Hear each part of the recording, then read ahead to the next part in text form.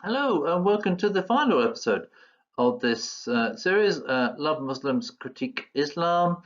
And today I'm looking at the peace and violence in Islam and Christianity. Throughout the series of videos, I'll be sharing with you the truth of Islam that you won't get from the mainstream media and you won't get from Muslims. So let me reveal to you the secrets that imams don't want you to know, and let me take you on a journey of absolute truth. Winston Churchill, one of Britain's greatest of prime ministers, he had that to say about Islam, and he recognized that out of all the major religions of the world, only Islam calls for the death of unbelievers. Islam has long been an aggressive feature around the world that is a blot on the world's landscape. And William Gladstone, 4 times Liberal Prime Minister of Great Britain, he says this, that the Quran an accursed book, so long as there is this book, there will be no peace in the world. Two great British politicians, Sir Winston Churchill and Sir William Gladstone, also recognised this fact and that they weren't afraid or politically correct to say so. The narrative from today's politicians is sadly lacking in honesty and courage. Such a contrast to more recent politicians who say the opposite. President Barack Obama, when he was the president of the United States, he tried to temper hatred and resentment towards Islam. And he says that radicals only constitute 1% of all Muslims, but it's the 1% I worry about, Mr. President, and it's 1% too many in my mind. The British Prime Minister at the time, David Cameron, is even more ill-advised when he said, "Oh, of course, this extremist ideology is not true Islam. It cannot be said often enough, but these butchers of ISIL are no reflection of the true religion of Islam, which is a religion of peace." There we go. Well, it actually is a brotherhood of that entwines people as a way of life. It's a brotherhood that pulls people together through fear of your life and fear of losing your friends and family. To leave Islam is putting a death sentence on your head, because Sharia law calls for the death penalty of who become an apostate and those who convert to another religion. In Sahih al-Bukhari, book 84, hadith 57, this is narrated by Ikrimah. He says, some Zanadika atheists were brought to Ali and he burnt them. Not very nice, is it? The news of this event reached Ibrahim Abbas, who said, if I had been in his place, I would not have burnt them as Allah's apostle forbade it, saying, do not punish anybody with Allah's punishment, fire. I would have killed them according to the statement of Allah's apostle. Whoever changed his Islamic religion, then kill him. This is the reason why many ex-Muslim friends of mine tell the same story of fear, the fear of what would happen to them now they've left Islam. Fear of from the family, fear of from their friends, but worst of all, fear of the unknown person who may attack them at any time and without warning. And even by writing this, I myself, I'm expecting to be attacked. I don't fear, I just expect it. Ex-Muslims must be circumspect, therefore, and careful with people they meet whenever criticizing Islam. And it takes a brave person to be open about their anti-Islam stance. Non-Muslims keep their voice down when criticizing Islam and in public for fear of being called a racist or fear of being called Islamophobic, which today is apparently the same, or fear of being attacked themselves or even being arrested. In a survey of 880 million Muslims and only Muslims, 27% said that apostates should be killed. This simply confirms what I think about Muslims as people, being largely peaceful, but that 27% certainly worries me, as they are less than a third agree in Sharia law. And now these figures are a lot more than the 1% that President Obama was referring to. But on the flip side, however, it also says that 237 million Muslims do agree with the killing of people leaving Islam, which is a frightening number of people to be wary of. Most Muslims in the survey that was commissioned by Pew International living in heavy Muslim populated countries like Afghanistan, Egypt, Jordan, Malaysia and Pakistan responded by affirming their belief in apostates being killed.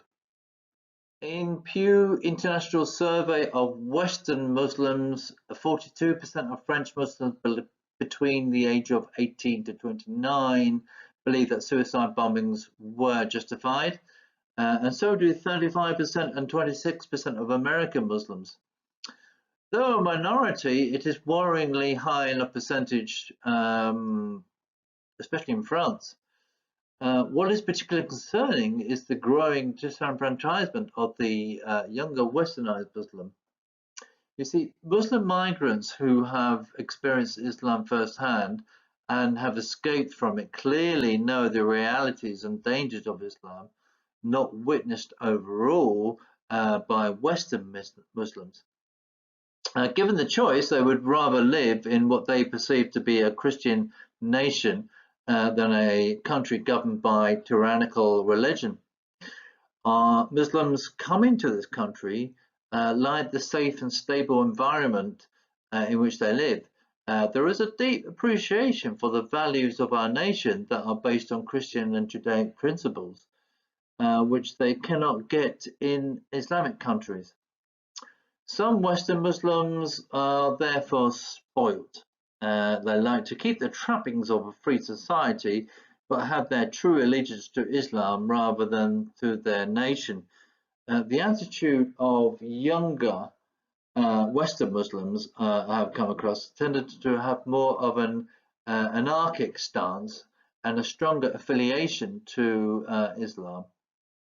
They have a contradictory set of principles and will be on the outside like to display a 21st century Western lifestyle, which is comfortable and relaxed, but to keep an inward rigid and stubborn attachment to their religion. In the same survey, 37% believe in honor killings, though a minority percentage, it still equates to over 300 million people, which itself is an incredible number of people who wanted to kill for the honor of Islam. Again, looking on the bright side, it shows that once more, most Muslims are not willing to accept and follow Islam to the letter, and therefore perhaps may be open and approachable to the alternative view. But even worse and more worrying is that 53% of all Muslims were in favor of Sharia law, 52% were in favor of whippings and amputations, and 51% were in favor of stoning adulterers. Now those percentages translate to around about 280 million Western Muslims. The more Islam grows in numbers here in the West, the less allegiance to the host Western nation flags, and the more of a threat it becomes to our society.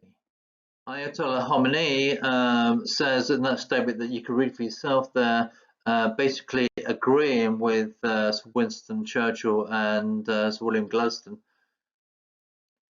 President Erdogan of Turkey, he says that these descriptions are very ugly, it is offensive and an insult to our religion. There is no moderate or immoderate Islam. Islam is Islam and that's it. There we go.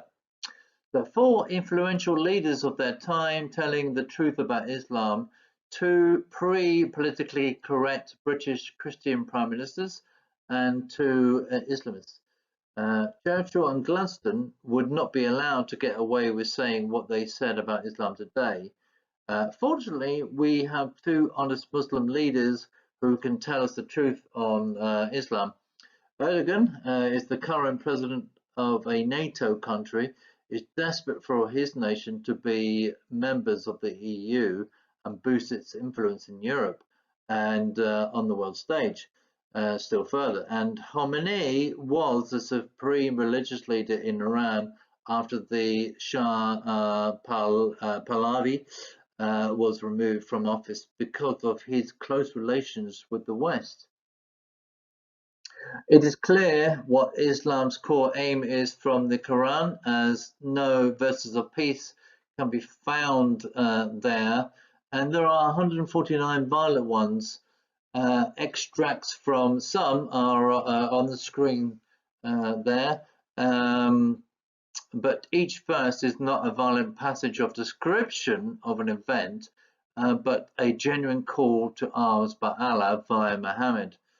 And you can see, I'll just read one or two of them there.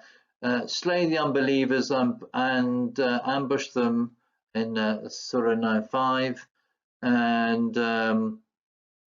use any steeds of war against them to terrorize them, and that's Surah 8:6. It's just a handful there that I've chosen to show you.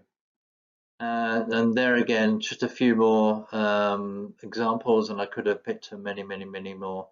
Now, Jesus' teachings could be more stark. His teaching is love your enemy, and is a message of joy and compassion, and not one of hate. So there are no verses of peace in the Quran.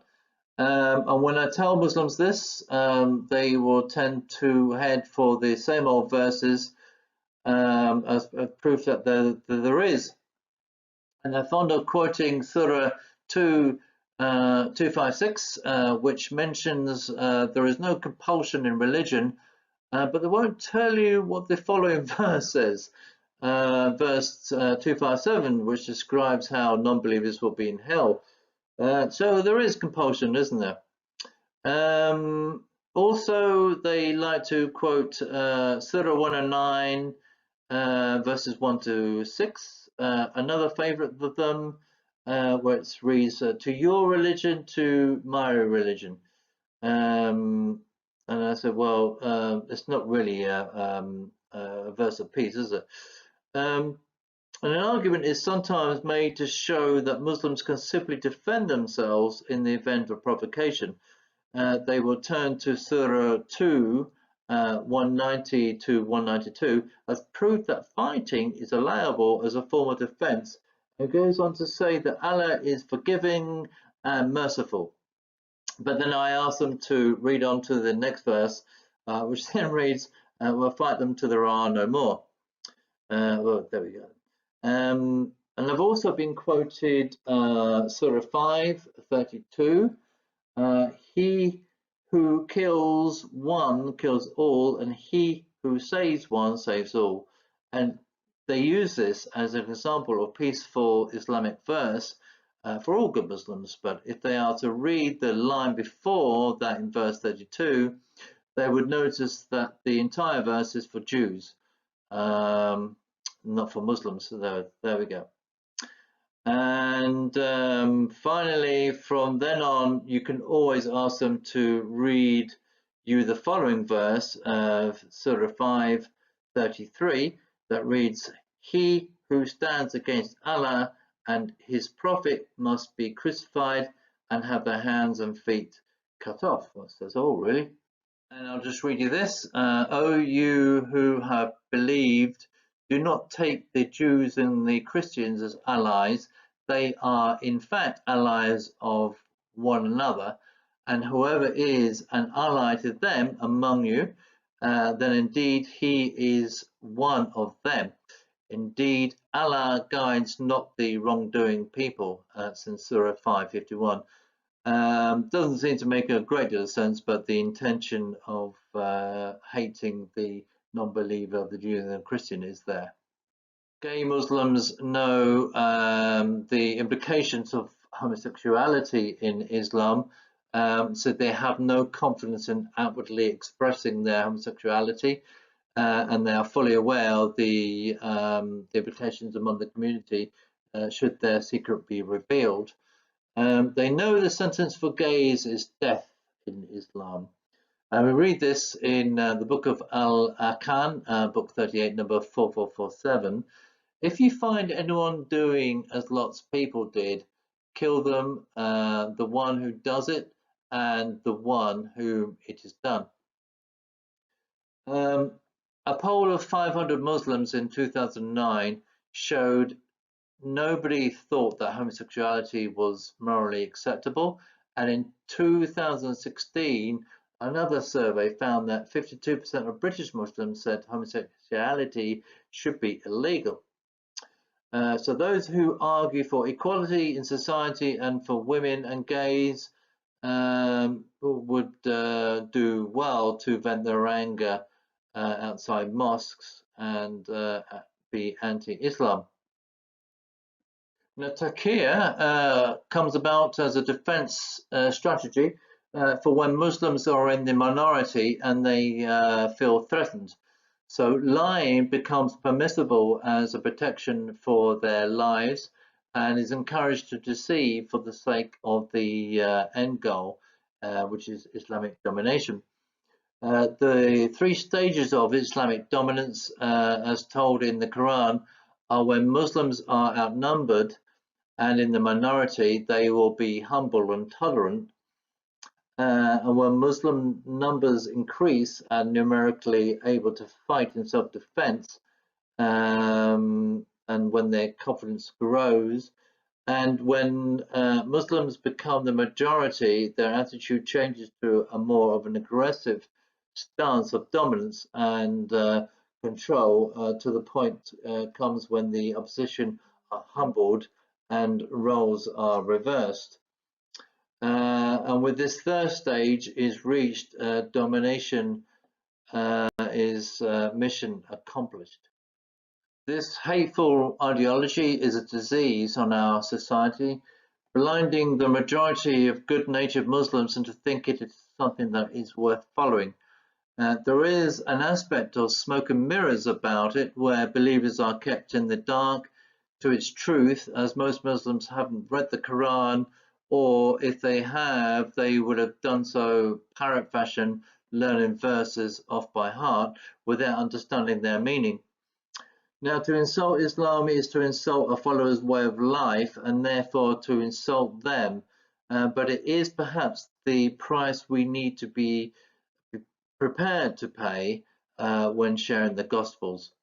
If Muslims don't want to follow the complete way of Islam, then why follow it at all? There's no peaceful alternative in Islam. You are either following and practicing its hateful narrative, or you're following nothing. So there is no choice with Islam. There's no Diet Islam and there's no Islam Light.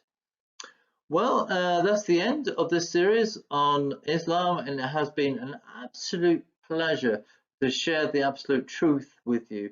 Please subscribe to these videos and share away in the name of Jesus and love. Cheerio.